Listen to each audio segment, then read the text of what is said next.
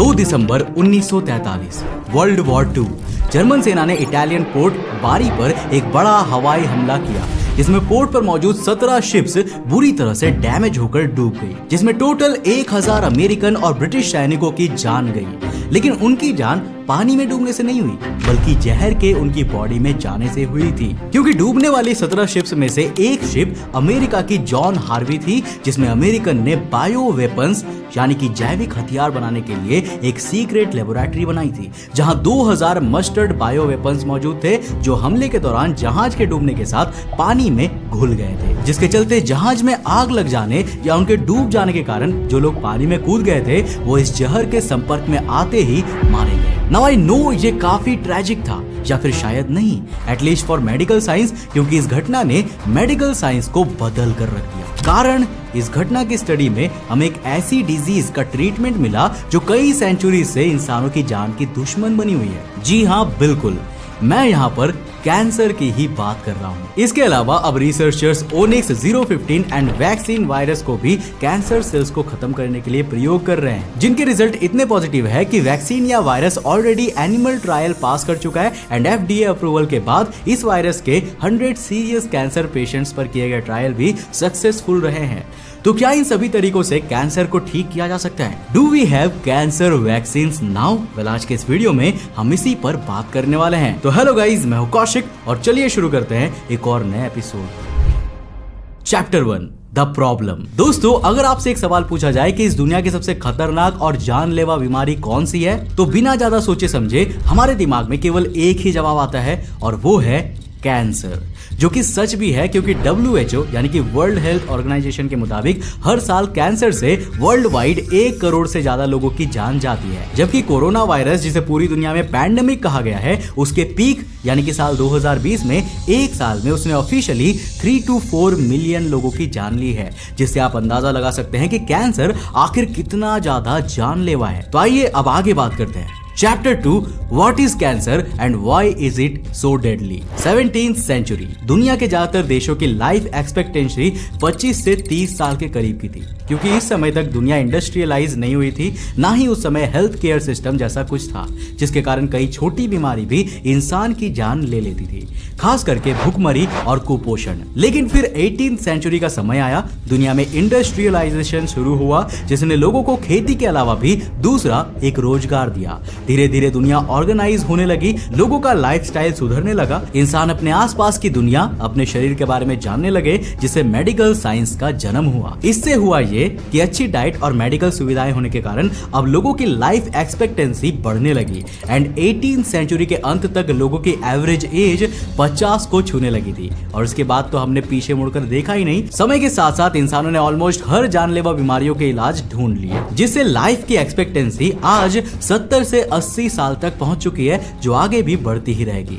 लेकिन इंसानियत की इस ग्रोथ में अभी भी एक बहुत बड़ा बैरियर है, एक ऐसा बैरियर, एक ऐसी बीमारी जो अगर किसी को हो जाए ना, तो इंसान की मौत के चांसेस 98% तक पहुंच जाते हैं। उसके बाद भी जो चांस इंसान को बचाने के लिए बचते भी है, उसमें भी इलाज का खर्चा लाखों या फिर करोड़ों तक चला जाता है, जो मिडिल क्लास के लिए काफी बड़ी अमाउंट है, स्पेशली अगर आपके पास हेल्थ इंश्योरेंस ना हो। वैसे दोस्तों, आज के समय में कॉर्पोरेट अपने एम्प्लॉइज को ऑलरेडी एक हेल्थ इंश्योरेंस कवर देती है, लेकिन सही मायने में वो हेल्थ इंश्योरेंस केवल नाम के लिए होता है, क्योंकि अपने प्रीमियम को कम करने के लिए कंपनीज काफी सस्ते प्लान्स पिक कर लेती है, जिनमें कई सीरियस इंजरीज एंड डिजीज का कवर नहीं दिया जाता। ऊपर से इसमें टोटल इंश्योरेंस प्रीमियम भी 2 से 3 लाख का होता है, जो किसी सीरियस डिजीज लाइक कैंसर के लिए काफी कम अमाउंट है। तो देखो, पहले तो हमें यह समझना होगा कि कैंसर कोई वायरस नहीं है, बल्कि सही मायने में कैंसर हम खुद हैं। आई नो कि थोड़ा सा कंफ्यूजिंग साउंड करता है, सो लेट मी एक्सप्लेन।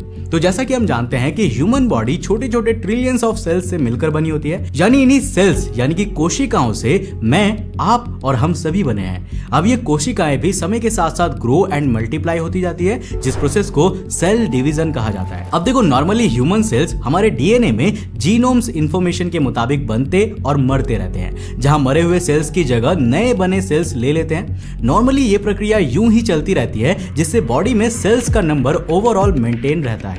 पर कभी कभी डीएनए की इंफॉर्मेशन चेंज और डैमेज होने के कारण सेल्स को गलत इंस्ट्रक्शंस जाने लगते हैं, जिसके कारण एबनॉर्मल और डैमेज्ड सेल्स बिना रुके लगातार ग्रो और मल्टीप्लाई होने लगते हैं और समय के साथ साथ ये सेल्स अपने चारों ओर इन डैमेज सेल्स का एक गुच्छा सा बना लेते हैं, जिसे हम मेडिकल टर्म में कैंसीरियस ट्यूमर्स कहते हैं। और यही है वो इविल डेविल जो करोड़ों लोगों की जान ले रहा है, कैंसीरियस ट्यूमर। तो कैंसीरियस ट्यूमर टाइम के साथ साथ खुद ब खुद ग्रो होता रहता है, साथ ही साथ अपने नियर बाय टिश्यूज तक फैलकर उन्हें भी इन्फेक्ट करने लगता है, जिससे उन एरियाज में भी कैंसर सेल्स जनरेट होने लगते हैं। अब इस तरह अगर सही समय पर कैंसीरियस ट्यूमर्स का इलाज ना हो तो वह बॉडी के अलग अलग हिस्सों में ब्लड के जरिए फैल जाते हैं और बॉडी के उन हिस्सों में भी कैंसर ट्यूमर बनने शुरू हो जाते हैं, जिस प्रक्रिया को मेटास्टैसिस कहा जाता है। अब देखो, ट्यूमर एक्चुअली सॉलिड होता है, लेकिन आई एम श्योर आपने ब्लड कैंसर के बारे में भी सुना होगा, जिसे मेडिकल लैंग्वेज में ल्यूकीमिया कहा जाता है। What is blood cancer? तो देखो दोस्तों, ब्लड कैंसर बोन मैरो के अंदर बनने वाले व्हाइट ब्लड सेल्स के एबनॉर्मल बिहेवियर एंड मल्टीप्लिकेशन से डेवलप होता है, जिसमें व्हाइट ब्लड सेल्स इतनी ज्यादा तेजी से और क्वांटिटी में बनने लगती है कि इनसे नॉर्मल रेड ब्लड सेल्स का नंबर काफी कम हो जाता है, जिससे रेड ब्लड सेल्स के लिए बॉडी के अलग अलग पार्ट्स तक ऑक्सीजन और अदर न्यूट्रिएंट्स ले जाना काफी मुश्किल हो जाता है। इसके अलावा इस दौरान इंसान की इम्यूनिटी भी काफी ज्यादा लो हो जाती है। Chapter 3, how does cancer develop? तो दोस्तों, जैसा कि हमने थोड़ी देर पहले समझा कि कैंसर एक जेनेटिक डिजीज है जो हमारे डीएनए में मौजूद जीन्स के सेल्स ग्रोथ को कंट्रोल करने वाली इंफॉर्मेशन, खास करके सेल्स के डिवाइड होने की इंफॉर्मेशन के डैमेज होने से डेवलप होती है। इसीलिए अलग अलग लोगों में होने वाला एक ही टाइप के कैंसर का जेनेटिक इंफॉर्मेशन कॉम्बिनेशन हर एक इंसान में अलग होता है। बट आई एम श्योर कि आपके मन में एक सवाल है कि आखिर हमारे डीएनए में इस तरह के चेंजेस होते ही क्यों हैं? देखो, डीएनए की इंफॉर्मेशन डैमेज या चेंज होने के कई कारण हो सकते हैं, बट ग्रुप वाइज हम इन्हें दो अलग अलग फैक्टर्स में डिवाइड कर सकते हैं। Number 1, external factor.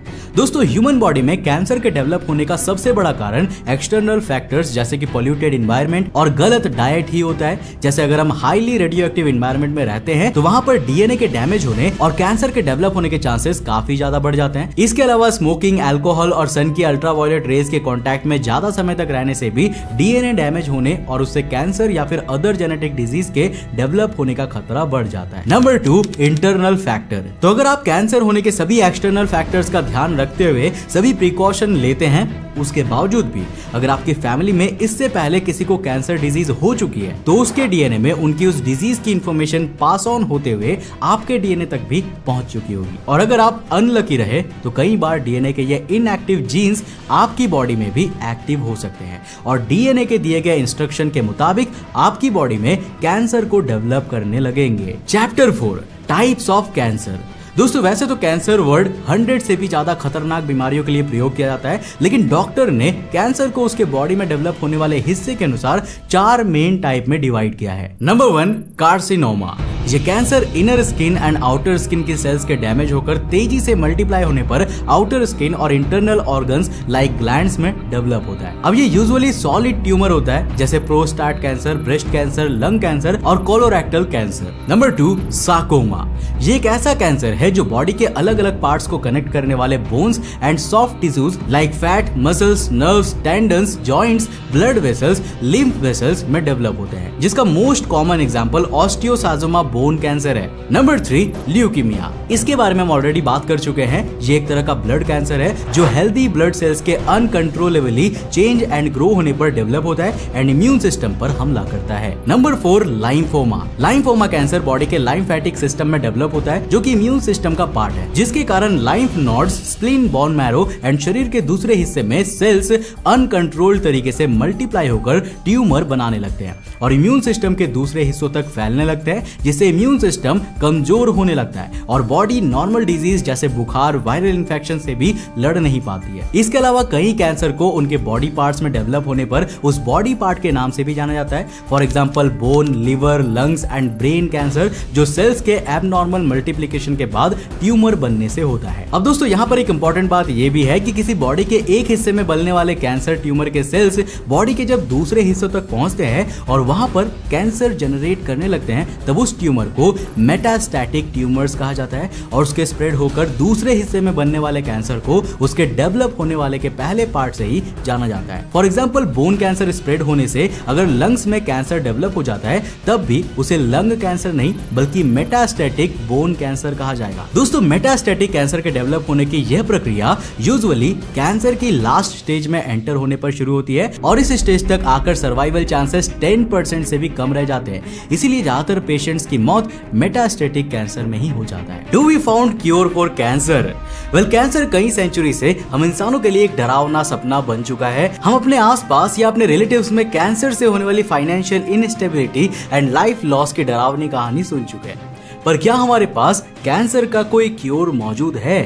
वेल इसका जवाब है हाँ, क्योंकि रिसेंटली क्लिनिकल ट्रायल्स में कई ऐसे वायरस फाइनलाइज किए गए हैं जो जल्द ही मार्केट में कैंसर वैक्सीन बनकर करोड़ों लोगों की जान बचा सकते हैं और इनका रिजल्ट 90% तक सक्सेसफुल है। तो देखो मैं यहाँ पर बात कर रहा हूँ genetically modified onyx O15 adeno virus and vaccinia virus यानी कि स्मॉल पॉक्स की, जिसमें से ओनिक्स O15 की बात करें तो इस वायरस को रिसर्चर्स द्वारा इस तरह जेनेटिकली मॉडिफाइड किया जाता है ना कि यह केवल उन्हीं सेल्स को अटैक करता है जिन पे P53 जीन इनएक्टिव होता है। अब देखो ये हमारे डीएनए का एक ऐसा जीन है जो सेल्स को कैंसरियस ट्यूमर बनने से रोकता है, लेकिन जब P53 सेल्स में इनएक्टिव हो जाता है ना तभी उनसे कैंसर ट्यूमर बनता है। इसीलिए अगर हम यहाँ पर P53 जीन इनएक्टिव वाली सेल्स को टारगेट करके उन्हें डिस्ट्रॉय कर दे तो हम ट्यूमर और अल्टीमेटली कैंसर को डिस्ट्रॉय कर सकते हैं। अब इसी कॉन्सेप्ट का यूज हमने ओनिक्स O15 वायरस में किया जो केवल इनएक्टिव P53 जीन को ही टारगेट करके उन्हें खत्म करता है और हेल्दी सेल्स को छोड़ देता है। अब इस वैक्सीन का अभी भी क्लिनिकल ट्रायल ही चल रहा है एंड जैसे ये FDA से अप्रूव होगी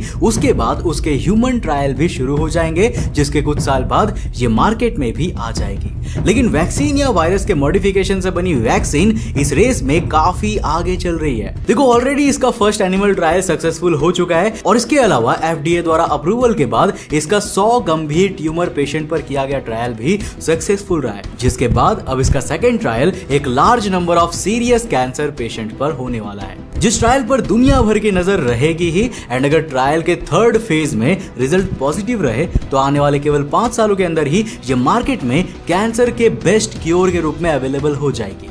लेकिन क्या ये अफोर्डेबल होगी, ये क्वेश्चन अभी भी बना हुआ है। सो आई होप कि आपको आज का ये वीडियो काफी पसंद आया होगा और आपको कैंसर के बारे में काफी कुछ जानने को मिला होगा। अगर पसंद आया तो इस वीडियो को लाइक कर देना और अपने फ्रेंड्स के साथ जरूर शेयर करना। और जाने से पहले आप डिस्क्रिप्शन लिंक में और पिंड कमेंट में दिए गए पॉलिसी बाजार के लिंक से हेल्थ इंश्योरेंस लेना मत भूलना। अगर आप नए हो इस चैनल पे तो इस चैनल को सब्सक्राइब कर लेना, साथ ही साथ नोटिफिकेशन बेल ऑन कर लेना क्योंकि ये आपके लिए बिल्कुल फ्री है, लेकिन ऐसा करने पर हमें काफी मोटिवेशन मिलता है आपके लिए ऐसे इंटरेस्टिंग वीडियोस बनाने में। मैं मिलता हूं आपको नेक्स्ट एपिसोड के साथ, तब तक के लिए बाय, जय हिंद।